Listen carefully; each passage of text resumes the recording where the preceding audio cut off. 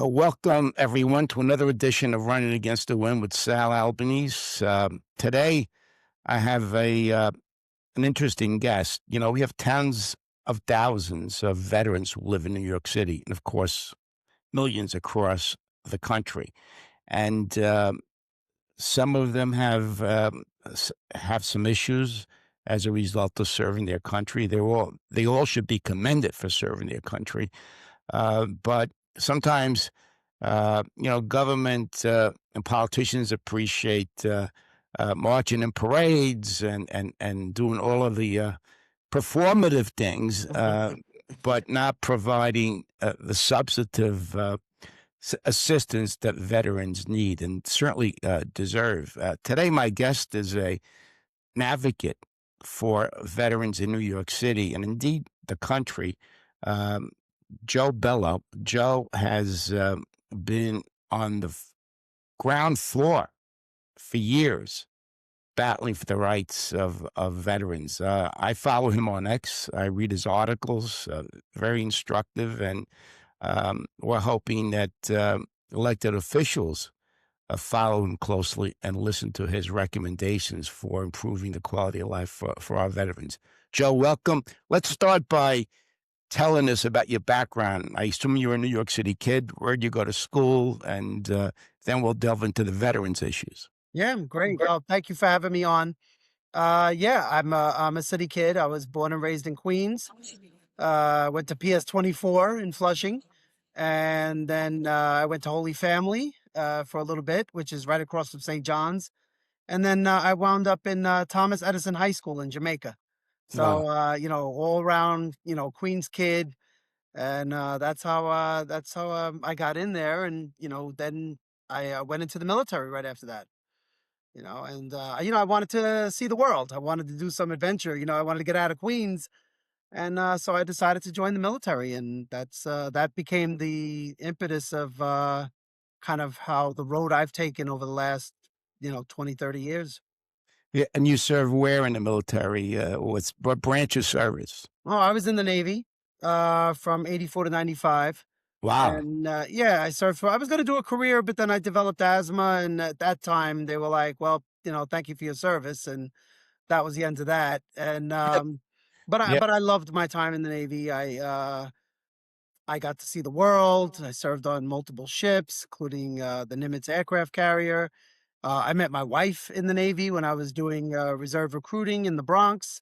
So the Navy was a fascinating and definitely interesting time. Uh, where did you see the world? I mean, what places did you visit? What, Wow. Uh, you name it. I mean, pretty much, Egypt always comes to mind.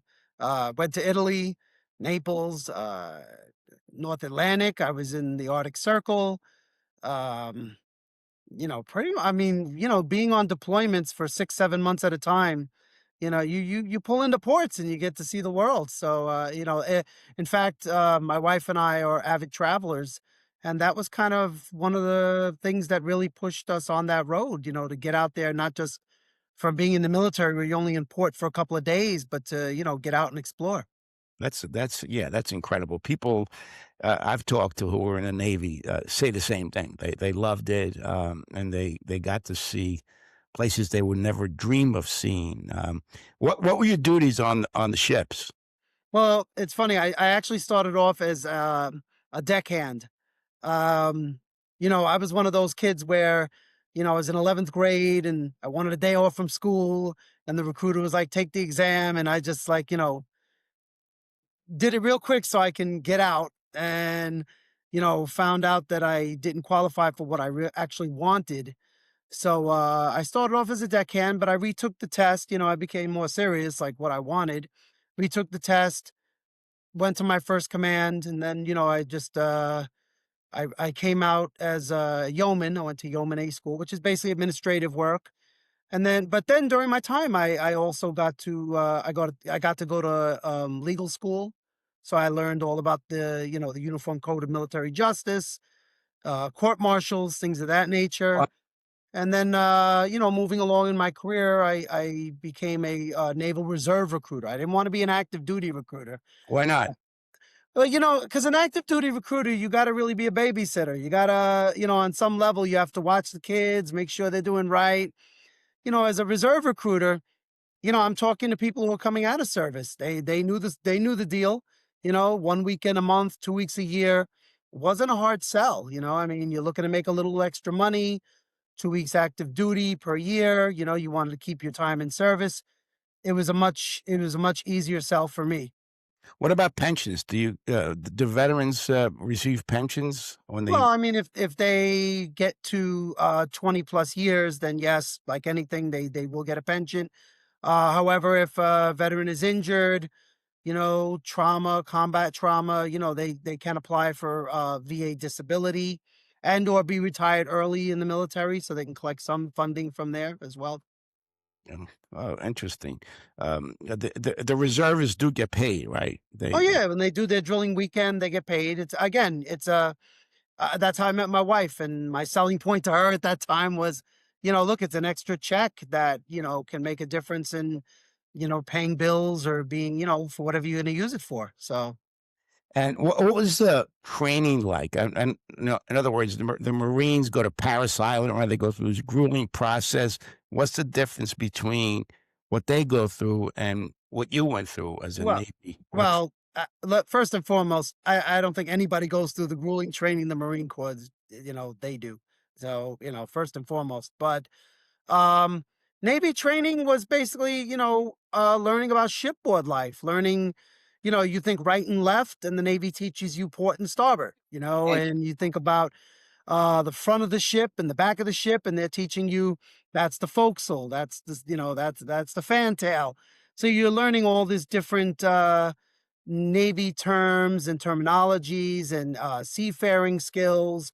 And then, of course, when you get to your school, you're learning a specialty, whether it's, a radio operator or, like I said, a yeoman learning how to type. What about physical training? Do you Oh, go through? every service has physical training. You're always doing some sort of physical training, whether it's PT, physical training, or having exam, to pass the standards so that you can stay in the service. So you're always physical training as well. Oh, good. So you now live in Queens still? Are you back? And where do you live now? No, I live in the Bronx now. I actually live in Wow, Parkchester you in the Bronx. would Yeah. abandon your home borough. Well, my home borough kind of became a bit expensive, and I mean, funny story. I've pretty much lived in every borough with the exception of Staten Island at some point. I mean, Oh yeah, when my wife and I got together, we were actually living in Manhattan for a time, but as like anything, Manhattan became somewhat expensive. So so now I'm here in the Bronx, Bronx. Where in the Bronx are you? Parkchester. Oh, yeah, yeah, I remember Rochester well. I campaigned there when I was, running for office, and, actually, I remember you may remember this name, although you're a lot younger. Um, uh, John Deary was the assemblyman who lived in Parkchester, Hmm. and he was a big advocate for tenants, and I remember going to his apartment in Parkchester, huge complex there. Yes, I yes, it's basically the sister complex to down on the Lower East Side, the housing that's right across from the VA. Is it, rent stabilized? Some is, some isn't, aren't. It varies. It's like a hodgepodge of, how you get in here. Yeah, I remember, how many units are in there? There must be Oh, yeah, a lot. a A lot. lot. Yeah, a lot. All right, now tell us, so you've come out of the Navy, you're involved with, Navy recruitment, reserve recruitment. Mhm. How'd you get involved with being such an advocate for veterans in New York City? What was your entree into that whole arena? Well, my entree was, so the Navy is I developed asthma, the Navy's telling me, "Thank you for your service," there's the door. I come home and the community at that time was basically World War II, Korean War veteran, but Vietnam, a lot of Yeah, Vietnam vets. And, I'm looking at myself and I'm a young guy and I'm like, who's speaking for me? Who's talking for people my age? And there was Right. nobody there. Um How old were you when you came out of the Navy? I want to say When you developed asthma? I want to say 27. Wow, it's Yeah, I was very young. yeah, I went in like right at so my birthday falls in October, so it's one of those late. So I went in like 16 going on 17. So my mom signed for me to go in. And so, again, I think I was roughly about 27, I want to say, when I got out. So again, young guy, having difficulty finding a job and there's really I didn't know anything about veterans and benefits and the regional office at that time was on right off 23rd Street in Manhattan, and Which re again looking at it like who's here advocating for me. I didn't know anybody. Right. Which regional office are we talking about? The The veterans? Veterans Regional Office, yeah. Okay, So so you started exploring, um, what exists out there for veterans, especially veterans of your age, right? Because correct. pointed out a lot of the focus is on Vietnam vets, World War II, the Korean War. So, how did you become so active around it? What did Well, you do? for me, I actually ran into Vietnam vets, and two of them in particular wound up becoming my mentors, and they started, getting me active and kind of educating me and showing me where some of the services were, and that's how I wound up at LaGuardia Community College at that time, because they actually had a Veterans Upward Bound program, which basically was college prep Wow. for student vets. And I didn't know anything about that, and I was like, I decided, hey, I want to go to school.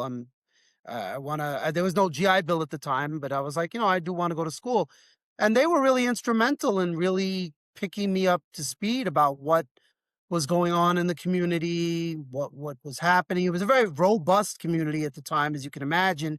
This is before 9/11, obviously. So, I mean, most of the issues and conversations were around, Vietnam veteran issues and benefits. At that time, you have to remember also there was no Department of Veteran Services that we have today. It was the Mayor's Office of Veterans Affairs. It was MOVA. And MOVA was basically only a four-man operation. If anything, it was more ceremonial than anything. So, that's where I met Mike Handy at the time. He was the director, and and I just felt like we need to have more with the amount of veterans we had in the city. We needed to have we needed to have more. And I love history.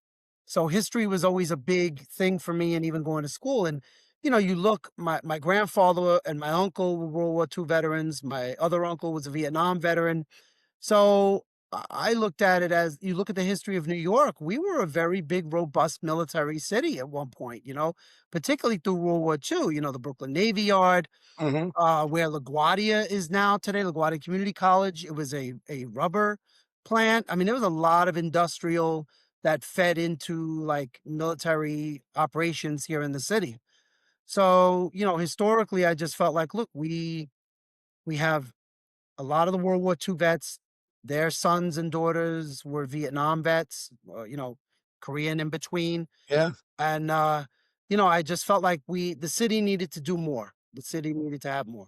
In my old council district, I had the Brooklyn Army Terminal, right, which was a huge, Yeah, yeah. During World War II, it was an amazing complex in terms of the military. You would transport correct. in there with equipment and what have you. So, Yeah, yeah, New York City has a robust history, and of course, Fort Hamilton was in my district, which is now, I don't know how many service people are still there, but actually they've opened up the residences there to folks who want to rent, who are correct. not military people, But but they still have a robust, I mean, pretty much robust residency. It's another major reason why the Brooklyn VA is right there, because you get to serve the veterans in the community and plus the military that's there as well. Fort Hamilton. I went to MEPS, and the entrancing to go into the military is there. So, I mean, it's still uh, very active. That's where I went for my physical, by the way. When my number was 61, and Uh, I went to Fort Hamilton for my physical. And I was in college at the time. I was playing. I was a lacrosse player, and I destroyed my knee. And oh, I remember going in for my physical. I had major surgery, and the guy checked out my knee, and he said, "You're not going anywhere, son. You're one Y." Uh, yeah, so I would have been obviously sent to Vietnam, although it was kind of ending at that time. It was yeah, coming to kind of they were starting to de-escalate there, which was good. I lost a lot of friends there, people, neighbors sure, who yeah, fought in that war, unfortunately. yeah, So you became active when you realized that there were a lot of gaps in terms yes. of veterans in New York City. How many do we estimate how many veterans live here? Well, currently we have about 138 to about 145,000. Really? Yeah, we've been, look, the whole, I don't want to say just New York, but the entire Northeast has been actually losing veterans. If a lot of states, particularly like, where there's active bases like North Carolina, Texas, Arizona, California, they actually have, better services. The states there have, more benefits for veterans, particularly around housing, things of that nature. So we have over about you're saying we have over 100,000 veterans here in the city, Yeah. maybe more. And you're saying other states have better services for the vets than we do in New York? Yeah, I mean, to some extent they do, particularly around housing. I mean, we're a bit late in catching up. But eventually we do catch up, but they do. I mean, you have to think about it from this way. If I'm a Marine Corps vet and I'm getting out from Camp Lejeune or somewhere, they're not really coming to New York unless there's something specific here for them. So they'll get out, they'll stay in that community, and those states recognize that. So their legislatures will have better, they've passed better like laws that will Yeah. better service them. So that's that it's just that's the way it is. You have a larger constituency there, right? Correct.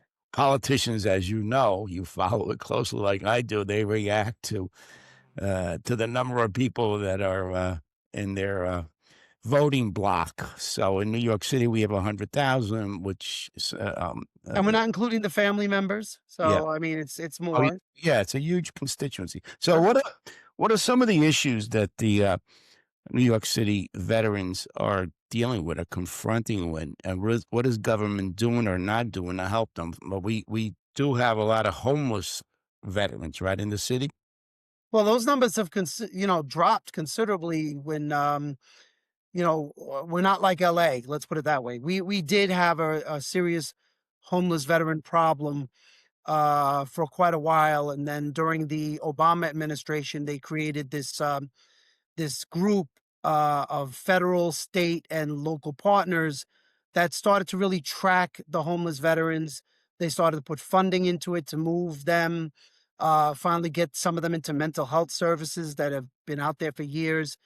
You know, um, there's something to be said about a lot of the Vietnam vets came home damaged, particularly around PTSD, and a lot of them fell into things, whether it was criminality or substance abuse or just through mental health issues. And so, they really started to track them and get them into housing to get them to services. So our numbers are not bad right now. I will say that they have started to creep up again if you're tracking those sort of things. But for the most part, the city's been good at identifying them, particularly if they do come into, like, let's say, intake point with where homeless services are at, and getting them into some sort of facility, whether it's Borden Avenue or on Ward's Island or in some other, Are facility. those supportive housing or shelters when you talk about board? Well, Borden Avenue is a shelter, obviously, but from Borden Avenue, you're moving into, let's say, supportive services through, let's say, Jericho Project or Volunteers of America or Black Veterans for Social Justice. So, there is this movement to move them out of, address their needs, address the services that they particularly need, let's and then move them into some sort of housing. But one of the things that too, the city is I don't know if this is unique in other places, but the city considers you to be a veteran if you've served even 1 day of service. So you can have an other than honorable discharge, or a general discharge, or even you're only in for 1 day, and the city still considers you a veteran. Although it's very different in resolved of the benefits you can get from the VA being a federally defined veteran versus what you can get as a city defined veteran. So the feds look at that differently, is what you're saying. If you Yeah, the feds, there's a there's the laws about what the definitions of a veteran are. got it. But the city is very much more, it's a very different rule. So how long have you been an activist around veterans issues? Oh, I'm coming on 30 years, if you can believe that. That's I don't want to give away my great. age, but yeah, I'm That's coming on 30 years. I mean, it's interesting because when I started, one of the first things I learned, and I was traveling to all the boroughs. yeah. I was going to Staten Island. Lee Cavino was a dear friend of mine at that time. He was, Lee, yeah. Is he and still alive? Lee is still around? no, he passed away last year. Oh, sorry to hear that. Yeah, he was devastated, but he, and it's funny thing, he actually was born and raised, he came from Flushing as well. So him and I were like Flushing boys Yeah, you in you were Queens. you So bonded, yeah. yeah, so I would get around, and one of the things that one of the first things I learned was we're so segregated. So like I like to say now, we have a city of 8.5 million people. We have 100,000, 150,000, let's just call it like that, veterans, and we're scattered all throughout the 5 boroughs. So there's this lack of community. So when I first started getting out, a lot of things I would see was that veterans in Staten Island were doing something that may have interested veterans in Brooklyn, but they didn't know about it. Right. And veterans in the Bronx were doing stuff that veterans in, let's say, Upper Manhattan had no idea what was going on. And that led me to my first thing, which was creating some sort of newsletter at the time, and trying to get it out to the community, um which was a challenge because emails weren't the big thing at the time. But Mhm. I mean, I did the best I could, and I felt like it started to bring us together. Yeah. And so again, having great Vietnam veteran mentors, guys that boy, if they were around today, I can imagine the things we'd have got done. Yeah, well, let's get to that. First, let's start with the Department of Veteran Services, right? When was that? How was that created, and when was it created? Oh wow. Okay, so I had a helping hand in creating Hey, it, first and I know foremost. you did. I know you. So tell us about it. So there was an idea, and this had been going on for a number of years, that MOVA wasn't enough. That Right. the mayor's office of Veterans Affairs was nothing more than a ceremonial, and it Right. was hard to bring them in. At the time, the city council, there was no veterans committee either. It was through governmental operations. Mhm. I remember. So Yeah. yeah, I mean, Tony Avello was the chair at one point. I think Montserrat was the chair. Like, I mean, but their focus was vets as well. And it was hard to even hold a hearing with MOVA because, I mean, what could they say? They had a limited budget, four And people. when you have 4 people on staff, you really Yeah, can't. And yeah. basically, they were doing is coordinating events at the Intrepid, probably, right? That pretty Like that. much. I mean, that was pretty much it. It was just all events. Who was the? I know you were a strong advocate for this new agency. Who was the mayor when it was created? And Oh, Bill de Blasio. he, oh, interesting. Yeah, Yeah, Bill de Blasio. I mean, yeah, look. Um, I'm not a fan, but give kudos for that to well, Bill. I mean, look, and this is where I said to you, I think I mentioned, without uh Eric Ulrich, Paul Vallone, and Speaker Mark Okay. Fiorito, I'm not sure it would have happened. So, look, certainly, uh, then Mayor de Blasio could take all the credit. He signed it into Yep. law, Yep. but, he had to be pushed into it as well. So Paul Vallone was a booster. So was Eric Ulrich. Good. Yeah, Eric was the chair of the Veterans Committee. Paul was there. Matthew Eugene was around as well. I Remember mean, him. yeah. So they created this new agency. How is it staffed? Was there a patronage? Some of these agencies, as you know, have become unfortunately people that are some people that are appointed there don't have any background to run it. It's basically a place to keep politicians employed or people that are connected. Did that Yeah, happen at the Department of Veteran Services? unfortunately, yes. So let me just say this. It was a number of us. It's a list of names. Everybody pushed on it. The mayor tried to push back, but in the end, we all realized we had the votes to pass it, and he went along with it. Mayor didn't want it initially, or he had to be pushed? He had to be pushed. He didn't want it initially.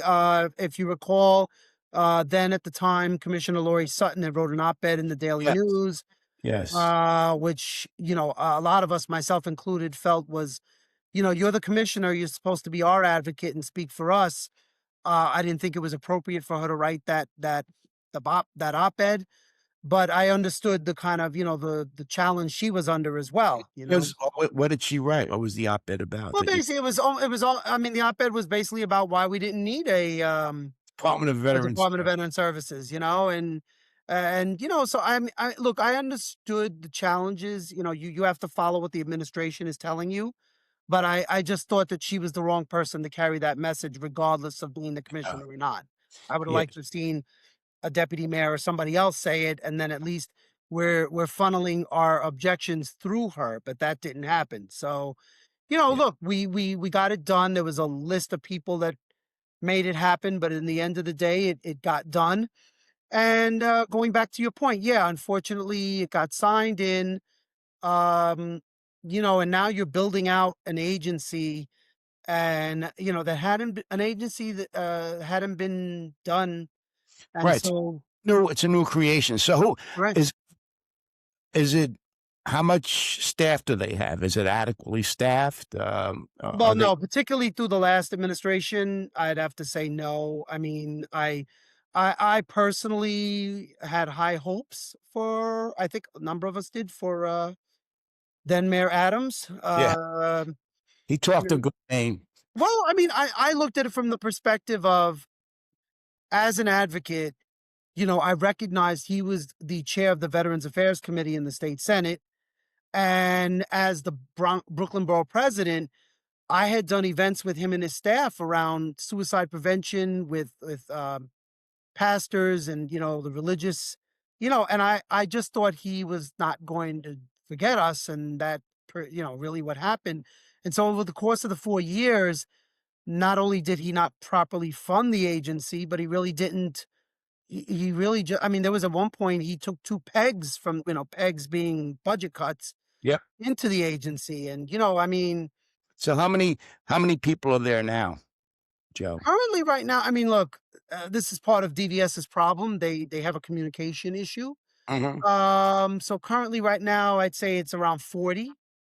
No, it's That's pretty not a much. lot. I mean, yeah. I mean, More, but it's not a lot of it's not you no, the people no, in it's terms of not. the issues that need to be addressed. So you wouldn't give Adams a high rating in terms of his tenure when it comes to No, no. I mean, if I'm speaking strictly from veterans and not the other stuff, the indictments and all that stuff, then yeah, yeah. I would have to say Who no. was the commissioner is he still or she still a commissioner there? Who's the commissioner now? Commissioner currently is James Hendon. Mhm. He's been there for 5 years. De Blasio appointed him, so he's been there for the last 5 years. And I mean, what can you say about it? Yeah, he's still a vet. Is he a veteran? Yes, he's a veteran. Well, I mean, he would say on some level he's not, but I consider him a veteran. Yes. Valone was there as well, right? Paul Valone. Well, Paul Vallone, like on the last day of De Blasio administration, and I think his council term, showed up at DVS, and that was an interesting move. I'm going to be honest, in full transparency, I wasn't thrilled with it. Yeah, Um, I don't but blame. yeah, I wasn't thrilled with it because, but I felt like if anybody understood veterans and perhaps what I thought that he could particularly make a move into advising the commissioner into like things that needed to happen and like what needed to change. Yeah, but I gather he didn't do much there. I mean, may he rest in peace. I, Uh, I, I'll never know. I mean, him and I did have conversations about things, as time went on. Um, we talked about some of the things going on, and he always would tell me, I'm working on it," but yeah. I never know what happened. Yeah, that's a bad sign, Joe. Alright, the, your article recently about the state of, veterans in New York City and the grade that you gave, the city was a C, I believe, right? Well, no, in all transparency, it was the city council that gave the agency a C grade. Okay, They did okay. a municipal, Review. agency report review, and they gave them a C. Do you Uh, agree do you agree with them? as I testified, I said they should have gotten a D. Yeah. Alright, what needs to be done? I mean, what needs to be done? What would you like to see the Mamdani administration do to bolster, veterans' quality of life in the Well, city? I think first and foremost, I think there needs to be an honest conversation about what the agency can and can't do. I think that's been one of the bigger problems, that there's been no real conversation around what they can or can't do. And on some level, they do stuff, and then on some level, this lack of communication. So I think first and foremost, there needs to be a conversation about, So hey, you look, you don't think a lot of attention has been paid by Dorian? I know during the campaign, I urged you. I even I even I believe posted something about Dorian focusing a little bit more on veterans. So they didn't do much in that area in your view. And what would you like? You would like for them to pay a little bit more attention, and really fund the agency adequately, correct? That's yeah, step one. I think that's a fair assessment. I think off the beginning, I think, look, the agency, for even let's looking at the end of the De Blasio administration and the Adams administration, we're looking at the pandemic. Mayor De Blasio had a different focus. Mayor Adams just had no focus on veterans. So to me, the agency has just been kind of adrift. Yeah. And as long as I remember, even during my time working in the council, it was always like, well, as long as nobody's making waves, then everything seems to be Yeah. okay. But Yeah. it's not okay. Like, the agency was pretty much neglected, just let it float on its own, Correct. And uh I mean, and that was that challenge, because you were seeing sometimes people from other agencies will wind up there. It kind of felt like it was a holding station at some point yeah. for individuals. Um, Yeah, it- yeah, that's bad. Yeah, I mean, the city does that in a number of agencies, but veterans, doesn't get the attention that it should. And I'm hoping that this podcast, I'm gonna hopefully some of the Mandami people will watch it and get some really good insight from you on this well, I important. think, like I said, I think that what the agency needs right now is an honest conversation about what it can and can't do. But I think it also has to have a conversation with the community. For the last 5 years, we've been given events and, you know, data, but the data, as I like to say, the math doesn't math. When you look at the mayor's management report and you look at some of the other data, it just doesn't make any sense. None of it does. And it's like, I think whoever gets in there, it really needs to take a look and see, like, what does this agency really look like? What are primary programs? What are secondary programs? What is the Yeah. community asking you for? I What do they I want? I've got a great candidate, for that position, a guy by the name of Joe Bello to head that agency.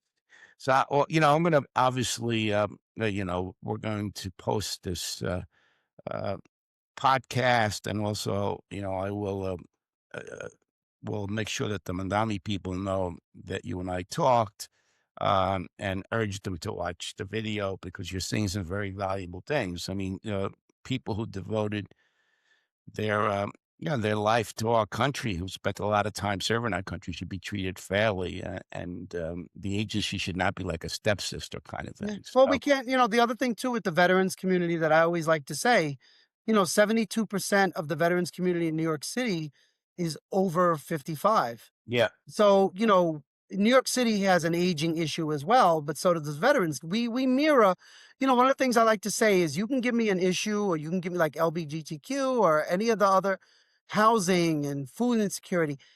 Veterans are in each is a subcategory in each each of of these those issues. categories. Yep. And so, I think one of the issues we have is with the agency is, and the city council pointed this out, is they're having difficulty or they have not been reaching out into our older veterans population.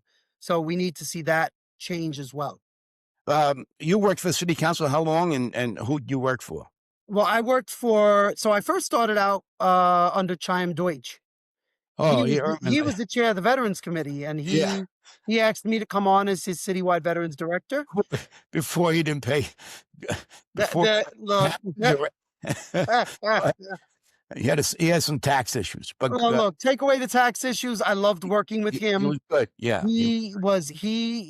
I have to say he was one of the council members in my, in many council members that really tried to hold DVS accountable. yeah. Um, He was he pretty aggressive. Yeah, I Yeah, remember. he was. I mean, look, he was, but In a good he way. wanted to hold them accountable, and and working for him was, very big learning experience for me. One of the things I like to say is, as an advocate and organizer, you're always looking at point A to point B, right? You wanna get something done. Right. But working in the council, and you would know this, I mean, I got to learn how the sausage gets Yes. made, I learned the ins and outs of city government, of, how does the initiative get funded? What does the things look like? You Meeting with the non-for-profits and finding out, are they really meeting with veterans or are these just you numbers? you learn how to cut through the bullshit and Correct, the harder things. correct. That's important. The So you worked for Deutsch, and then he had his issues. And who'd you work for after that? Well, then I worked for, well, basically under the speakers people for a little bit of time, and then basically they let us all go, and that was the end of that. Vivarito? No, no, this was Corey Johnson. Oh, Corey Johnson. Yeah. All right. So, So then I got back into the council as a legislative and budget director with Amanda Fieras for about a year. oh, you did. Oh, Yeah, good. but again, this was during the pandemic. A lot of challenges. It was very hard learning when you're doing it all by Zoom. Yeah. I, It's very stressful. I think 2/3 of the incoming staff actually left within the first year, year and a half of that coming in that class. So it was a very big challenge. that was very difficult. Finally, just want to. I saw that Bob Holden went after Speaker Adams over uh, a Yeah. bunch of laws that Yeah. he wanted passed and she didn't. I mean, what did you think of Speaker Adams's tenure? And is Holden correct about her not acting on these? Well, I think both can be true. From someone that's been there, and I said this on X as well. I went to pretty much every Veterans Committee hearing. I saw it. I would say that their relationship, in that regard, Bob was correct. Their relationship, the way it was, we got caught in the crossfire. The veterans community got caught in the I crossfire. think That so, yeah. She, he I was feuding with her, and she basically didn't want to pass his bills, right? Well, Because I mean, the other thing too is and I always urged his staff, you know, and I think this in politics. There's a time to speak up and there's a time to try to work with your fellow council members. right, And for me, I just felt like Bob didn't do that. I think that Bob, when he went, it was like a volcano, and you're working with 50 other council yeah. members, and I think they just got to the point where they were like, "Look, why would we work with this guy? He's gonna come at us every time anyway." So I would Shouldn't say that, yeah. just to say it, I would say that, look, a lot of those bills were past due. Some of them were ones he brought up like at the beginning of his term that they were passed. Some of them didn't even get real hearings. They were kind of packaged in a bunch. There were a couple. that I would say that I think that, if they had had a better relationship, maybe should have passed. Right. But I'm hopeful that the new speaker will at least look at the few of them that I've made my feelings known about them, and maybe those will get put back on, or they'll Yeah. put them Hopefully, back in. hopefully, the new chair of the Veterans Committee will be somebody who's proactive and assertive. Well, I think that was the other problem too that a lot of veterans felt. I mean, we need balance in that committee. And unfortunately, the appearance of it was that what we got was Republicans and sense caucus members. And I just felt like no matter how much they had our best intentions, the veterans community intentions at heart, there was a feeling in the community that it was really the punishment committee. It's So, Joe, you know, yeah. Joe, you hit the nail on the head. I mean, in order to get things done in the city council, you really need broad-based support, and it's not. And the committee has to have, as you pointed out, a balance of folks, people that are considered quote progressives.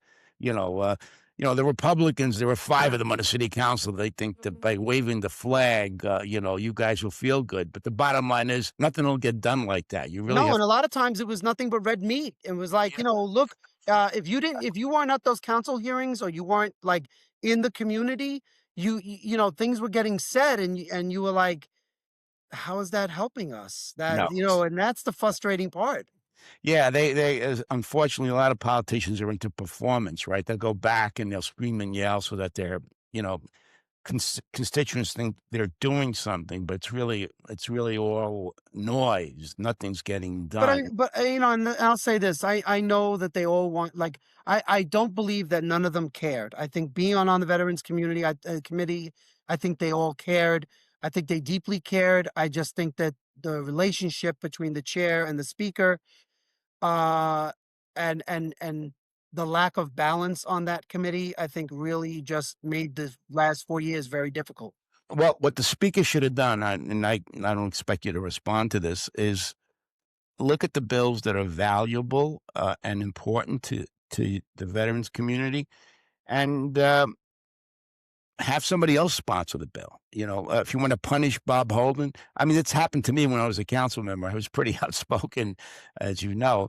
I was fairly independent, and there was stuff that I was promoting that was really good, and the speaker didn't want to advance it because didn't want to advance it because it was me, but I didn't care if I became like a co-sponsor. I let somebody else carry the bill and get it through because it was in the public interest. That's what the speaker should have done. It shouldn't be like, oh, Holden's sponsoring this. I'm not going to do it. Screw him. That's not right either. Finally, Joe, I really appreciate you coming on, and Mayor Mamdani, I want you to focus on Veterans Affairs, the city council speaker, Menon. Make sure that the committee's balanced and assertive, and let's appoint a really good committee chair, and listen to Joe Bello. Like, because Joe, I can tell, Joe, you're sincere, you're authentic, and you really want to get things done for Correct. veterans. I do. I want to make New York City more veteran friendly.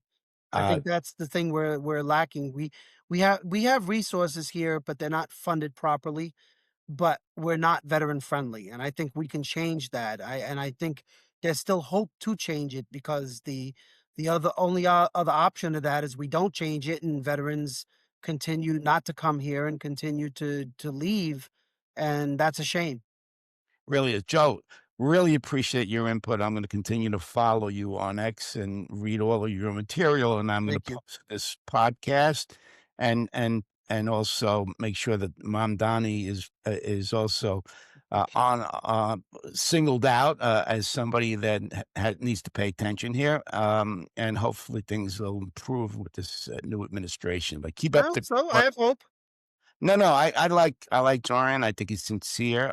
He's got a lot on his plate, obviously, and I think he'll try to do the right thing by veterans, by the city as a whole. I'm hopeful. So, Joe, thanks again. Have a great weekend. I appreciate you coming on. Oh, Have a thank good you day. so much. Take care. Thank Thanks. you. Thank you.